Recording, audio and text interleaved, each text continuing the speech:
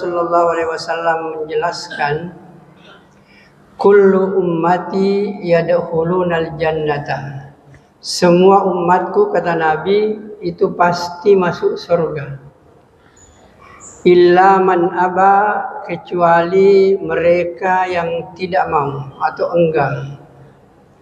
Ketika Nabi mengatakan kecuali mereka yang tidak mau, maka sahabat bertanya, ya Rasul, apakah ada orang yang tidak mau masuk surga?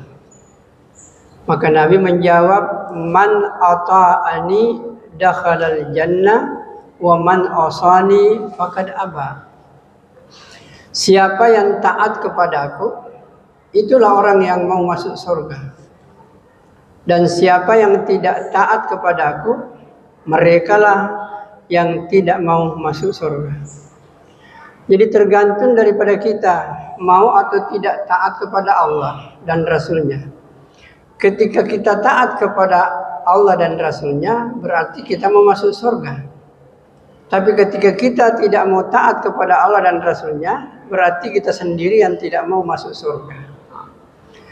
Dan kita sudah jelaskan apa yang dimaksud dengan taat. Yang dimaksud dengan taat itu adalah melaksanakan perintah, meninggalkan larangan. Jadi ketika seseorang itu melaksanakan perintah Allah dan meninggalkan larangan Allah, maka orang itu pasti dan pasti akan masuk ke surganya Allah Subhanahu wa ta'ala. Kemarin malam kita sudah jelaskan bahwa Al-Quran ini adalah pedoman atau rambu-rambu yang akan mengantarkan kita ke surga, di mana di dalamnya ada yang halal, ada yang haram, ada yang mutasyabihat. Insya Allah Al-Quran ini banyak fungsinya. Salah satu fungsi yang banyak disampaikan bahwa Al-Quran ini adalah obat. Obat untuk penyakit fisik, juga obat untuk penyakit spiritual. Dan bahkan Rasulullah mengatakan Al-Fatihah itu adalah obat segala penyakit. Jadi perlu dipahami bahwa Al-Quran ini kalau dia dibaca dengan penuh tawajuh, maka itu akan melahirkan ketenangan jiwa. Satu penelitian di Amerika itu ingin membuktikan betulkah Al-Quran ini bisa menenteramkan jiwa. Maka diadakan penelitian. Penelitiannya bukan main-main, orang gila yang diteliti. Satu kelompok orang gila itu dibacakan Al-Quran.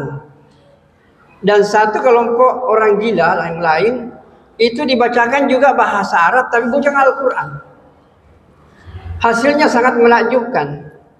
Orang yang tadi memiliki gangguan jiwa ini, itu ketika dibacakan Al-Quran itu tenang jiwanya. Dia tidak bergerak dan dia memperhatikan. Tapi kelompok yang kedua ini bahasa Arab juga, tetapi bukan Al-Quran. Tidak setenang dengan yang dibacakan Al-Quran. Dari situ peneliti mengatakan bahwa Al-Quran betul-betul luar biasa, memberikan dampak yang luar biasa terhadap ketenangan jiwa. Hadirin yang dimuliakan oleh Allah Subhanahu wa taala, ketertarikan sebenarnya orang-orang barat, orang-orang Eropa, Amerika, Australia, sekalipun Australia di timur, tapi selalu dikatakan dia orang barat. Itu karena melihat Al-Quran, kan ini tidak ada umat Islam, tidak ada umat di seluruh dunia yang begitu dicaci maki di barat dan di Eropa, Amerika melebihi caci makinya terhadap orang-orang Islam.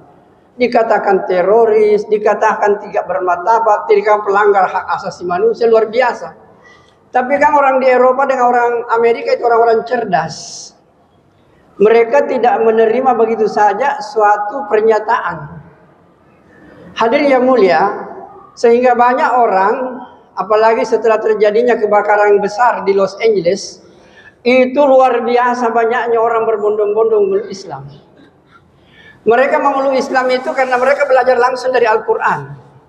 Sehingga banyak yang masuk Islam kemudian mengatakan begini, Saya bersyukur karena saya membaca langsung Al-Quran dan saya mempelajari langsung hadis Nabi.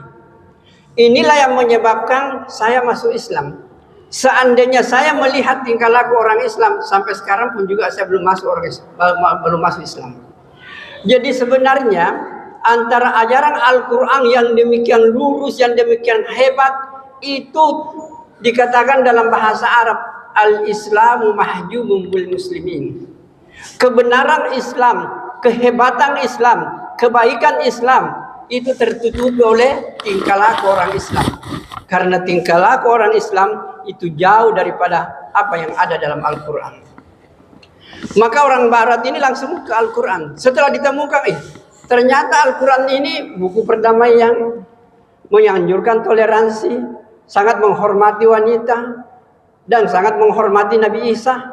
Sehingga mereka sekarang ini Pak, berbondong-bondong memeluk agama Islam. Boleh Bapak buka-buka di Google atau di AI. Itu luar biasa perkembangan Islam, terutama Inggris dan Prancis.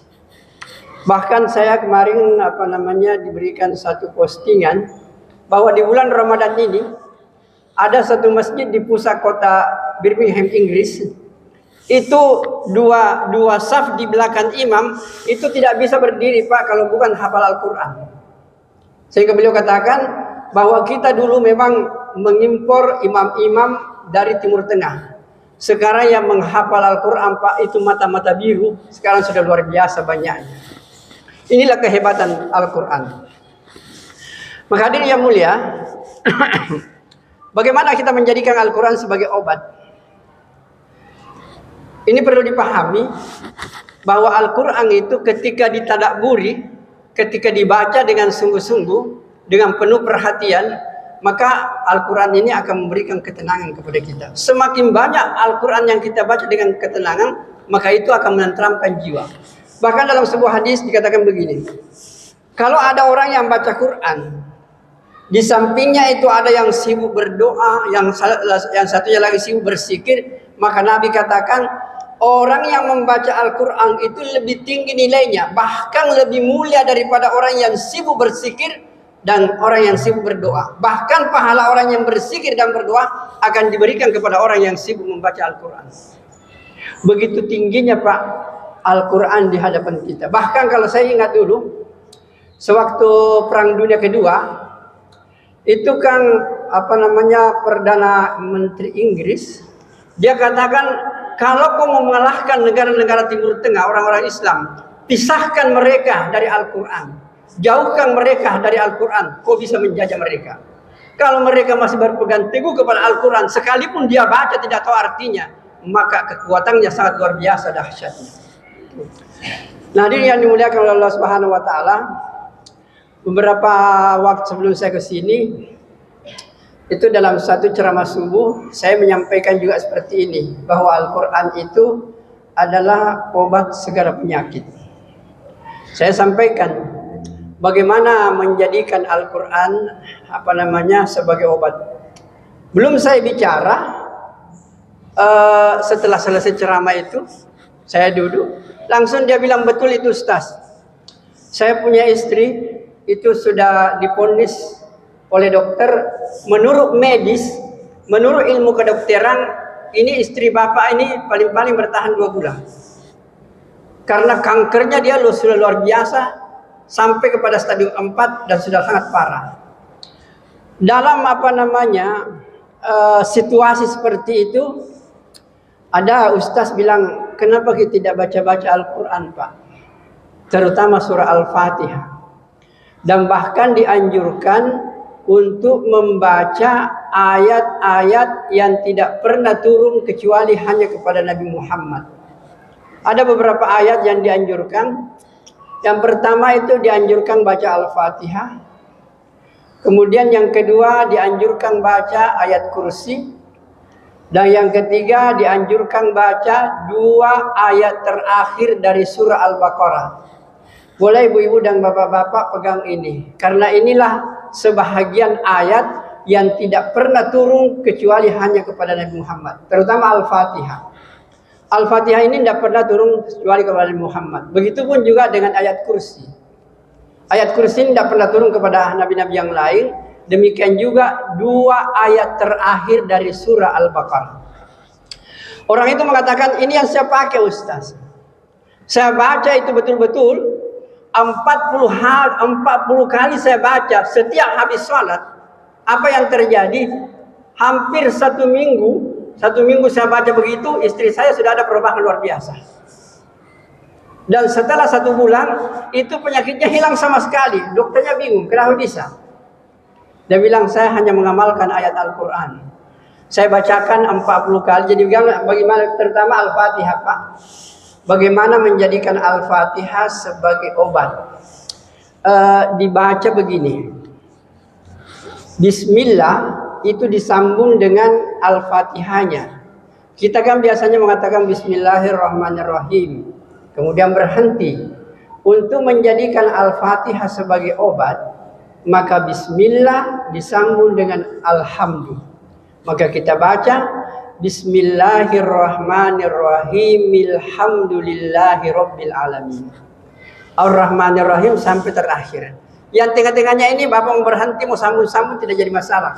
Tetapi Bismillah dengan Alhamdulillah jangan berhenti, disambung di situ. Saya ulangi, Bismillahirrahmanirrahim, Alhamdulillahi Rabbil Alamin, Ar-Rahmanirrahim, Maliki Yaumiddin sampai kepada terakhir. Kemudian baca ayat kursi dan baca 2 ayat terakhir dari surah Al-Baqarah. Orang ini mengatakan kepada saya itu, saya baca 41 kali setiap habis sholat. Maka keajaiban betul-betul terjadi. Saya punya istri, saya saksi sendiri, saya punya istri katanya itu berhenti. Bahkan ada yang saya temani keluar, karena saya keluar 40 hari sebelum bulan Ramadan. Dia juga sampaikan, Ustaz, saya punya istri juga, saya ini praktek betul. Kalau saya tidak pakai ayat kursi dan 2 surat terakhir, saya hanya pakai Al-Fatihah saja. Betul-betul setiap habis salat saya baca Al-Fatihah 41 kali, maka penyakit istri saya yang kronis juga berhenti. Jadi yang mulia, karena itu hadisnya riwayat Bukhari Muslim. Jadikanlah Al-Fatihah sebagai obat dari segala penyakit. Mudah-mudahan Allah Subhanahu wa taala memberikan kekuatan kepada kita untuk senantiasa akrab dengan Al-Qur'an. Bagi mereka yang belum menamatkan Al-Qur'an, 1 kali berusahalah Pak untuk menamatkan Al-Qur'an 1 kali di dalam bulan suci Ramadan. Dan bahkan kemarin saya ingatkan bahwa Al-Qur'an itu punya hak untuk ditamatkan 2 kali dalam 1 tahun. Kalau kita tidak menamatkan Al-Quran 2 kali dalam 1 tahun, maka Al-Quran akan menuntut kita nanti di akhirat. Apalagi kemarin saya sampaikan juga hasil penelitian Kementerian Agama itu hendaknya menyadarkan kita bahwa 80% orang Indonesia Muslim itu tidak fasih membaca Al-Quran, dan bahkan banyak yang tidak bisa membaca Al-Quran. Oleh karena itu, sebagai penutup, saya ingin menyampaikan sebuah hadis. Mudah-mudahan ini memotivasi kita bahwa orang yang terbaik itu, kata Nabi, khairukum man ta'allamal Qur'ana wa 'allamahu. Orang yang paling baik, kata Nabi, di sisi Allah adalah orang yang mempelajari Al-Quran. Mau dia anak-anak, mau dia remaja, mau dia dewasa, mau dia orang tua, yang jelas siapa saja yang belajar Al-Quran, orang itu adalah orang yang mulia di sisi Allah. Dan lebih mulia lagi kalau setelah dia belajar Al-Quran, dia mengajarkan kepada orang lain. Inilah yang dimaksud dengan orang yang mulia, orang yang baik. Jadi orang yang baik, kata Nabi, adalah orang yang belajar Al-Quran kemudian mengajarkan Al-Quran. Semoga Allah Subhanahu wa taala memberikan kepada kita kekuatan iman untuk senantiasa membaca Al-Quran, akrab dengan Al-Quran, mentadabburi Al-Quran, dan menjadikan Al-Quran dalam pedoman kehidupan kita sehari-hari. Hadirin yang mulia, mari kita tutup dengan doa kafaraah majelis. Subhanakallahumma wa bihamdik, asyhadu an la ilaha illa anta, astaghfiruka wa atubu ilaik. Wassalamualaikum warahmatullahi wabarakatuh.